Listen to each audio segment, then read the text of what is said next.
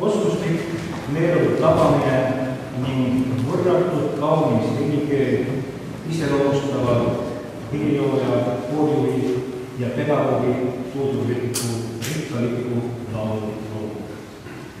Austusest oma õpetaja vastu on Ants Üleväe ja alati võinud kooli kavassane tuudurlikku laulu.